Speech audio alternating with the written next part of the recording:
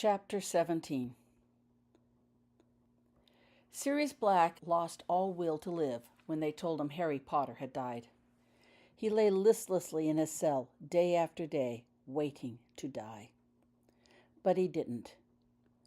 When Sirius next recovered his senses, he discovered the Dementors were gone, and he was in Lucius Malfoy's cellar. The great Azkaban prison escape had occurred, and the escaping Death Eaters had taken Sirius along. They were well aware Sirius did not support Voldemort, but realized others would question Sirius's guilt and might free him if Sirius conspicuously remained behind in prison during their escape. Voldemort was loath to kill a pureblood, but he did not want Sirius loose to aid those who would oppose him. So Sirius remained a prisoner in the Malfoy cell. Sirius bided his time, and one day, when the security seemed more lax, he made a quick rush and raced out of the mansion before anyone had a chance to stop him. Once outside, he made even faster time after he changed into a dog. But Sirius hadn't counted on the differences he encountered on the outside. Both wizards and muggles were actively seeking a recently escaped mass murderer named Sirius Black, and the wanted posters included a surprisingly up-to-date looking photo of Sirius. Those who opposed Voldemort knew Sirius only as the traitor who had betrayed James and Lily Potter. Close friends of Sirius, who he might have convinced otherwise, were dead. Death Eaters circled the outskirts of London in search of Sirius while preventing his escape to the countryside. To make matters worse, the Muggles were out in full force rounding up all stray dogs in an effort to make the streets safer. Apparently, a huge black dog had mauled and killed a Muggle child. Finally, an exhausted, discouraged Sirius retreated to the steps of his hated house, where he knew he could at least get a decent night's sleep and safely make plans for the next day. He didn't see the rat that waited near the doorstep and crept into the home with him, hadn't known Pettigrew was still alive, still willing to betray the secret location of yet another home. It had been an easy matter to recapture Sirius after that. Sirius later learned the Death Eaters had deliberately let him escape, deliberately kept him on the run, without actually capturing him, in the hopes that Sirius would eventually lead him to his home. Narcissa had wanted her cellar back. As the Minister of Magic's wife, she wanted to entertain without fear of anyone discovering embarrassing secrets in her home. Consequently, they needed a new place to keep Sirius. Lord Voldemort confronted Sirius the next day, with that horrible snake Nagini wrapped securely around Sirius's struggling body, and Death Eaters, who all now knew the location of the Black family residence, standing victoriously on either side. "Surely you can see there is no hope in this battle," Voldemort told Sirius persuasively. "Your friends have all died. You are alone. Join us and be free," he whispered. But Sirius had defiantly refused, willing to die rather than join the ranks of the Death Eaters. Lord Voldemort smiled tolerantly at Sirius's response. The other Death Eaters had laughed while Voldemort lazily pointed his wand at Sirius. But instead of death, the wand whirled through the air, and a streak of what looked like molten silver hung shining in the wand's wake. Momentarily shapeless, it writhed and then formed itself into a gleaming snake. The silver snake twisted effortlessly in the air, its head turned toward Sirius, and regarded him with its glittering green eyes. It hissed loudly, opening its jaws wide, revealing sharp, needle-like fangs. But instead of biting him, the snake soared downward and wound its silvery body around Sirius's neck like a noose. The Death Eaters laughed again. Nagini slowly unwound itself from around Sirius's body and returned to Voldemort's side. Sirius's hands immediately flew to his neck to remove the silver snake, but the snake had become a solid band, and all Sirius's strength could not move it. A smile of satisfaction played on Lord Voldemort's lips as he watched Sirius's useless efforts. "I am not the monster you suppose," he whispered as he returned his wand to its place. "I would not needlessly spill pure blood. Perhaps some day you will learn the error of your ways." With that, Lord Voldemort and Nagini vanished. The other Death Eaters vanished too. leaving Sirius alone in the house. Sirius abandoned his attempts to remove the silver snake and instead headed for the door. He opened it easily, but the moment his foot touched the front step, Sirius unexpectedly morphed into his huge dog shape, nor could he return at will to his human shape. Deciding to worry about that later, Sirius ran. He ran and ran and ran until he could run no more. Finally, Sirius had to stop and rest. Panting heavily, he took stock of his surroundings. Surely no one would find him here. He wasn't even sure where he was. But scarce 10 minutes had elapsed when Sirius heard a loud crack. "Stupefy!" came a familiar, hated voice. The spell immediately froze Sirius in place. A slender hand reached out and grabbed the snake-like collar. At the touch, the snake tightened its grip around Sirius's neck uncomfortably, almost choking him. "You mustn't run out and about like this," said Bellatrix pleasantly, while she held on to the collar. "There are leash laws, you know. You could get captured by muggles and killed." And Bellatrix apparated the two back to the house, where Sirius immediately regained his human form, and the freezing spell broke, enabling Sirius to move again. Bellatrix released her hold on the snake at Sirius's neck and apparated out of the house, leaving Sirius alone on the floor, still scrambling to his feet. When rested, Sirius left the house again. Again he turned into a dog. This time, Sirius kept to a slow, steady pace at a speed calculated to eat up kilometers without losing energy. He got much further than before, but the moment he stopped to rest, Bellatrix appeared to bring him home. Again and again Sirius tried to leave, but always Bellatrix found him and dragged him back. "Don't you get it?" laughed Bellatrix after numerous forced returns. "You can run as far as you like, but you can't leave, ever." She deposited Sirius unceremoniously on the entry floor. "Our Lord says you may live, not be free.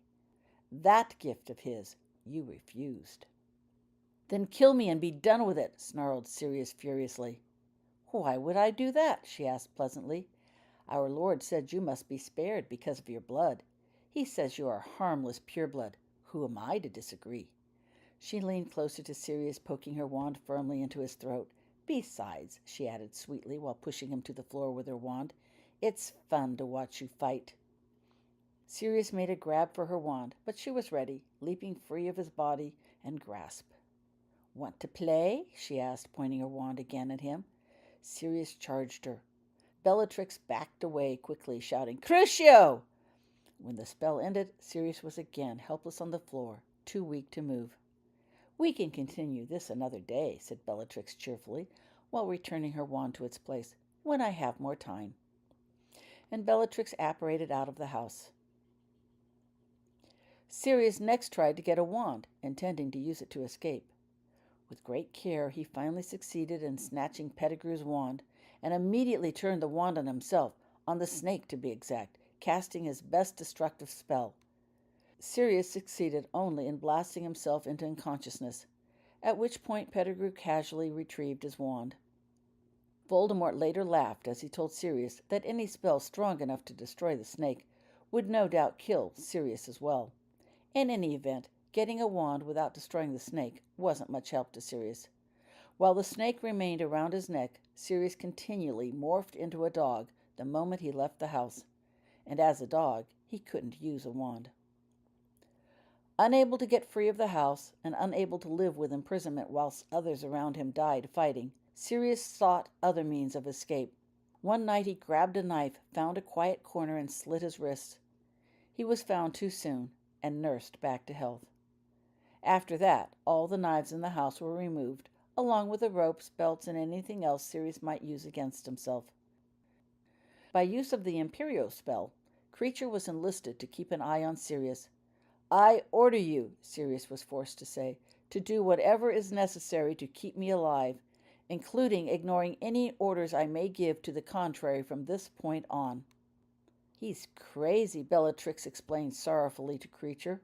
"All those years in Azkaban prison have wrecked his mind and made him sick," never mentioning that she had spent just as much time in Azkaban as he. Creature had nodded in understanding. But he's family, continued Bellatrix, oozing false concern, and we must take care of him. You must take care of him. Watch him closely. See that he doesn't hurt himself. Creature obeyed enthusiastically. When Sirius refused to eat, Creature forced the food down his throat. When Sirius, as a dog, rushed into the path of a speeding truck, Creature was there to stop the truck and pull Sirius to safety. But Creature did more at Bellatrix's bidding. It would be such an embarrassment to the family should Sirius attack another wizard while under his crazed delusions, explained Bellatrix to Creature, and the Dark Lord has assured me that he would surely kill Sirius should Sirius harm one of his friends. Help me keep Sirius from doing something stupid that might get him killed. But how will I know if he is planning something stupid? Asked Creature worriedly. Let me know if Sirius says or does anything suspicious, replied Bellatrix sweetly. I'll help you decide. And Creature became their spy and assistant. When Sirius carried warning messages of planned Death Eater activities in his mouth to give to wizards in the street, Bellatrix was there to get the messages first. When Sirius, in desperation, tried to get his hands around the throats of the nearest Death Eater, it was Creature who pulled them apart. There was nothing Sirius could do to stop Creature, and nothing Creature wouldn't do to keep Sirius alive. By the time the Death Eaters began to use Sirius's house for their meetings, they had come to regard Sirius with mild disgust or amusement. To them, Sirius was nothing but an annoying gnat to be brushed aside. Sirius had only his acid tongue and wit to use, hoping his words would inflame a Death Eater enough to kill. He got tortured and punished a lot. But no matter what Sirius said or did, they would not kill him. They always stopped short of death. Voldemort let Sirius live, sensing that, for Sirius, life was a greater punishment than any death. Sirius, unwillingly, became the only man in the wizard world who did not fear death at the hands of the Dark Lord. I could draw a map to Hogwarts, said Sirius to Holly. His voice trailed off. I know that's not much, but a map would be very useful, agreed Holly solemnly. Thank you. She seemed to accept that he was a prisoner without argument or question. Sirius was relieved to not have to explain further, but her very acceptance made Sirius feel even worse. Never had he felt so helpless. He cast about for ideas of other ways he could help. And I can tell you some of the magical enchantments and defenses you might be expected to encounter along the way, he added hopefully. It won't be totally accurate, but it might be better than nothing. That would be of immense help, agreed Holly, watching him with her green eyes. And money, said Sirius with more enthusiasm. You'll need some money. I'm sure I can find some around this house. You can take whatever you need. Don't say no, he added quickly, sensing she might be too proud to take money. It's not like I need any of it. And if we can't find any money, there's some antiques around, small ones you can take along for trade. I don't want them, he assured her. They'll do you more good than me. For the first time in ages, Sirius actually had a purpose, something to do. What else would she need? Food, of course. I've plenty of food in the icebox, too, he added eagerly. It's not the greatest, but it'll keep, and you can take it all with you. Don't worry about me, he added, noting the concerned look on Holly's face. Creature will restock it, and we can find you a jug or two for what? Creature, said Holly suddenly. What? Said Sirius blankly. Creature, repeated Holly. Creature can take me to Hogwarts. Creature? Questioned Sirius. No, he can't. He's just a house elf. Of course he can, replied Holly firmly. He's done it before. I saw him.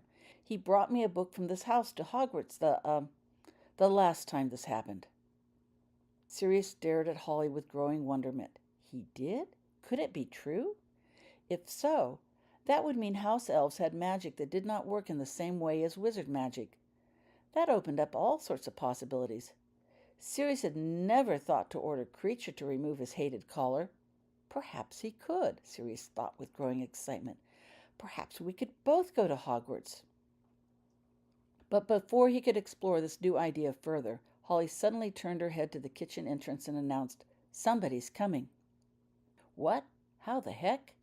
Sirius turned his head in time to see a tall witch with heavily hooded eyes and thick, shining black hair swirled up in an elegant bun sweep swiftly into the kitchen.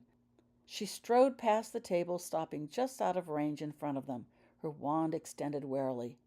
"Well, well, well," said Bellatrix cheerfully. "When Creature said you were entertaining so early in the morning, I didn't believe him. I shall have to apologize." She pointed her wand menacingly at Holly and demanded, "Who are you?" Bellatrix looked positively regal in her dark violet dressing gown, but her hooded eyes had that crazed, fanatical look she'd gotten ever since her escape from Azkaban. Of all the Death Eaters, Bellatrix was the most volatile and the most dangerous. She was the one Sirius Black had always hoped he could anger enough to kill him. It had never worked. Bellatrix was too loyal and obedient to Voldemort, and Voldemort had decreed Sirius would live. Sirius was in no danger with Bellatrix's arrival. She wouldn't kill Sirius no matter what he said or did. But Holly was another matter. Bellatrix would show no restraint in regards to Holly. As the most devoted of Lord Voldemort's followers, if Bellatrix perceived Holly to be a threat, Bellatrix would not hesitate to kill her. Consequently, Sirius had to make Holly appear as harmless as possible, not worth the effort of killing.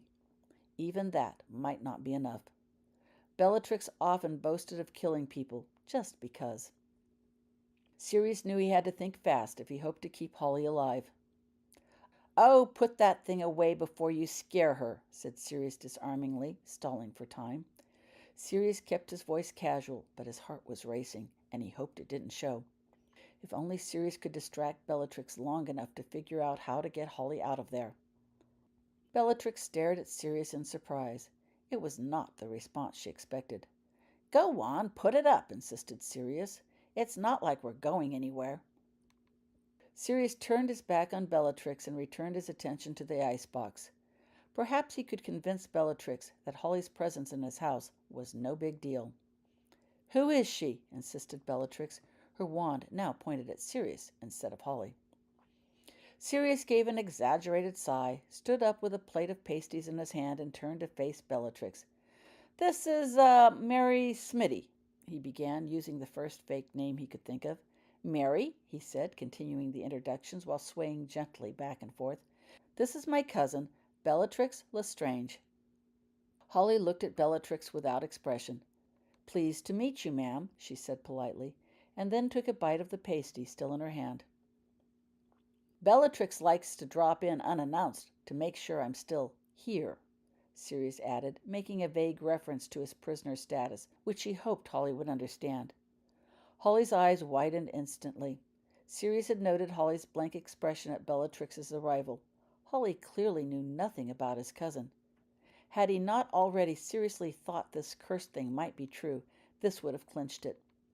While Sirius had no idea how much of Bellatrix's Death Eater activities were known outside these walls, as First Lady to the Minister of Magic, Bellatrix was well known in the wizard world. "How did you get in here?" Bellatrix demanded, her voice icy cold. She knew, as did Sirius, that Holly had no business being in this house, ought not to have been able to get in without a Death Eater's help. "We were just getting something to eat for breakfast," Sirius said before Holly could answer. "Would you like to join us?" he asked, holding out the plate of pasties towards her. Bellatrix looked at the plate with revulsion. Without waiting for an answer, Sirius took the plate and started walking to the kitchen table. He deliberately stumbled, causing the plate to tip, sending the pasties flying. Sorry about that," Sirius mumbled apologetically. Then he got on the floor and crawled about to pick up the pasties. He gave each pasty a rudimentary brush-off with his hands before returning it to the plate. Sirius used the icebox door handle to pull himself up while holding the plate. The pasties slid precariously to the edge of the plate, and one of them fell off again while he moved. Sirius ignored the fallen pasty and stood, while leaning on the icebox door instead. Sirius didn't need the assist and could have held the plate steady, but Bellatrix didn't know that. Holly wouldn't appear harmless unless he did. "Fursky," he offered in a deliberately slurred voice while at the icebox. Bellatrix sniffed in disgust.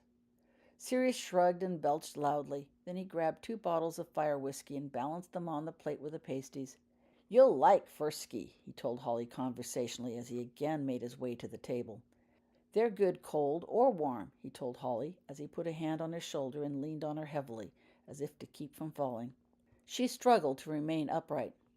Actually, Sirius was moving Holly with him, away from Bellatrix. The more distance he could put between them, the better. But Bellatrix was not to be distracted. She stepped forward, blocking their way. "How did you get in here?" she demanded again, her wand pointing menacingly at Holly. "I brought her in," replied Sirius brazenly.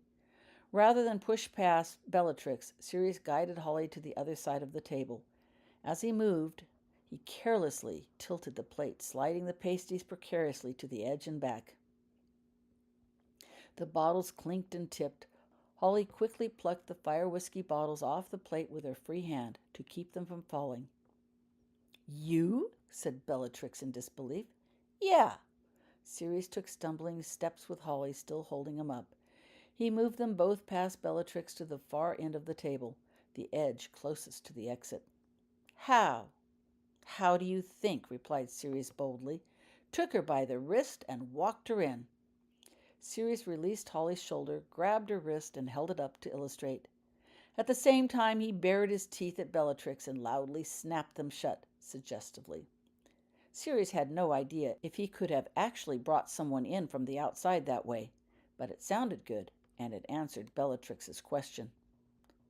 "Why?" asked Bellatrix suspiciously. "Why not?" retorted Sirius righteously, while his mind worked furiously trying to come up with an actual answer. He let go of Holly and pulled out a chair for her to sit upon, and leaned heavily on the chair for support.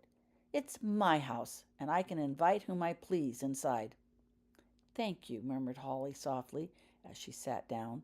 She shoved some of the dishes aside and set the fire whiskey bottles on the table in front of her. "Have you forgotten the last time?" asked Bellatrix coldly. She watched warily as Sirius carefully balanced the pasty plate on the other dishes already on the table in front of Holly. Bellatrix's wand now wavered between the two of them. Holly took another bite of her pasty while Sirius talked. "No," replied Sirius hollowly, remembering. "I haven't forgotten." Sirius had dropped a note seeking help in front of a wizard. The wizard hadn't even taken the note seriously, but Bellatrix had hunted the man down anyway. She brought the hapless wizard into the house so she could torture and kill him in front of Sirius. Sirius quit hunting out wizards for help after that. He dug out the knives to take his own life instead. There was no point in asking others to risk their lives for him, and no point in living if he couldn't be free. "But this is different," Sirius insisted. Holly's ignorance about Bellatrix had given Sirius an idea, something he could try to keep Bellatrix off track. If only Holly didn't say anything to blow it. "How?" "I'm doing the inviting," replied Sirius coldly, "and she doesn't know anything." "So?" "She's a muggle," said Sirius flatly. Bellatrix's eyes immediately glanced down to Holly's hand, seeking confirmation. "She won't be leaving the house, so she can't do anything," continued Sirius. Bellatrix snorted in disbelief. "Not leaving? Right." "She's a street girl," Sirius insisted. "No family, no home, no money. There's nothing for her out there. We were working out the details when you came in. She gets food, clothing, shelter, a place to sleep, and I get—" "Yes," said Bellatrix, drawing closer until she stood directly across from Sirius on the other side of the table. "What do you get out of this?" "I get companionship." Bellatrix laughed merrily. "You?" she said derisively, dropping her wand. "Me," replied Sirius firmly, noting the dropped wand with satisfaction. "I'm tired, Belle," he added in a serious tone, "and lonely." Bellatrix turned her eyes appraisingly at Holly. "She's too young for you." "She'll grow," retorted Sirius. He hoped Holly didn't take all this the wrong way. She'd been quiet so far, but would it last? "It's a big house," added Sirius expansively, "and I'm all alone. Why not share the space?" Bellatrix leaned forward over the table. "It's not permitted," she stated coldly. Sirius leaned across the table, meeting her eye to eye. "Why?" he countered. "He said I couldn't leave, but I don't recall him ever saying I couldn't have company. Why don't you ask him?" If only she would. Then Bellatrix would be out of the house long enough for Sirius to get Holly out. "Where do I sleep?" interrupted Holly loudly. She sounded just like a petulant teen, concerned most with the basic necessities. Holly had finished her pasty and was reaching for another. "What?" said Sirius, looking down at Holly, momentarily forgetting his own tale. "Oh, yes, it's upstairs. This way," he said. He was relieved to note that, while Holly may not know what was going on, she seemed to be following his lead. Holly stood. Sirius looked over at Bellatrix. "Why don't you just check with Voldemort?" Bellatrix hissed warningly at the mention of his name, while Sirius merely grinned at her. He could always get Bellatrix's goat by using that name. "While I show, Mary here, the rest of the house. You needn't hurry," he admonished, dismissing Bellatrix. "Come on," he said to Holly. Holly stepped back from her seat. The two of them turned and started to leave. "Wait," came Bellatrix's commanding voice. Holly and Sirius froze in place and turned back to look at Bellatrix. Her wand was again extended threateningly. "Security is looking for a witch," she said, staring intently at Holly. "A young witch with brown hair and green eyes." "They are?"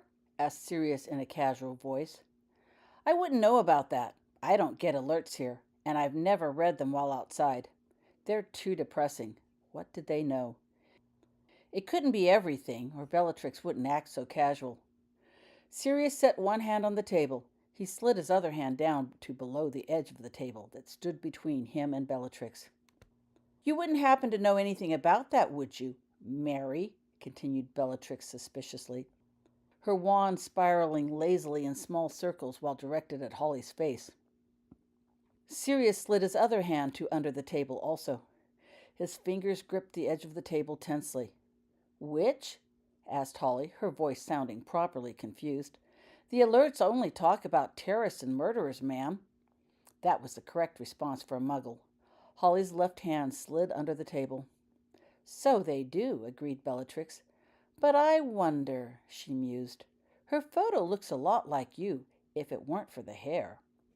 Bellatrix's gaze dropped lower until it rested on Holly's hand, which still held a pasty, her red muggle mark showing prominently. "Tergo!" she suddenly cried, aiming her wand at Holly's hand. At the same time, Sirius heaved with all his might, lifting the kitchen table to its side. Holly joined him, helping him push the underside of the table up. The two of them shoved the upended table onto Bellatrix.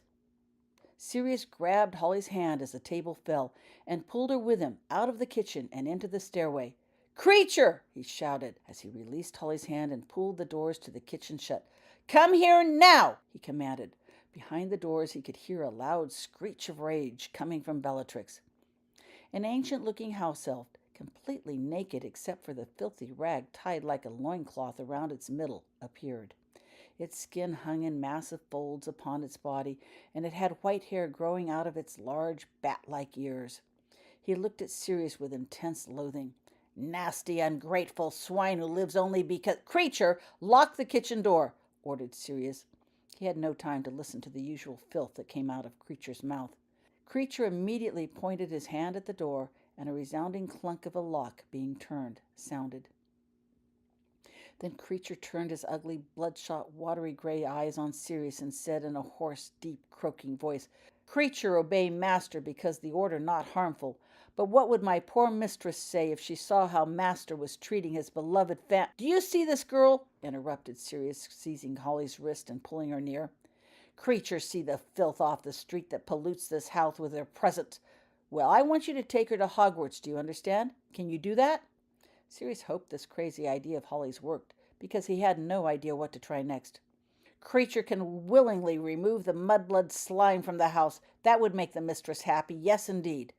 Mudblood! Creature had been listening. "Creature," said Sirius with sudden urgency, "I order you to not repeat anything that was said between the two of us. Do you understand?" "Creature, understand the vile words coming out of Master's mouth. Swine of a master, not fit to live in and I order you to tell no one where you have taken her," continued Sirius, ignoring Creature's words. None of this conflicted with earlier orders concerning Sirius, so Creature would have no excuse to refuse. "Do you understand?" In the background, behind the locked doors, Sirius could hear more shouts and the heavy thuds of moving furniture. Creature tipped his large, fleshy, snout-like nose at Holly. "Creature, understand," he said disdainfully. "Swine of a master still prefer presence of filthy mudblood over better true blood don't come back until dark."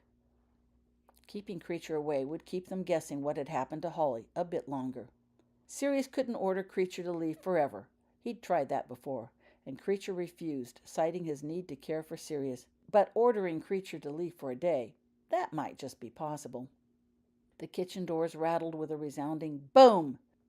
Time was running out. "Take her now," ordered Sirius. "Do you understand? Now!" Creature flattened his bat-like ears in disgust, grabbed Holly's hand, and the two vanished with a snapping crack. "Well, I'll be. It worked," thought Sirius in amazement. Boom! Huge cracks appeared in the kitchen door. "Time to go," said Sirius to himself as he started up the steps, taking 2 and 3 of them at a time. Bellatrix would be really mad by the time she caught up with him, maybe even mad enough to kill. One could only hope. But Sirius couldn't risk it today. Today would probably be the one day Bellatrix kept enough control to ask questions instead of killing, questions he didn't want to answer. Sirius reached the top of the stairs. They'd catch him eventually, he knew that. But Sirius could delay things.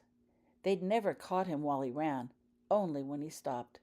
If he kept a steady pace, Sirius could run for a long time, maybe a day or 2 before having to rest, before they would catch him. Perhaps he could even find a moving train to run into along the way.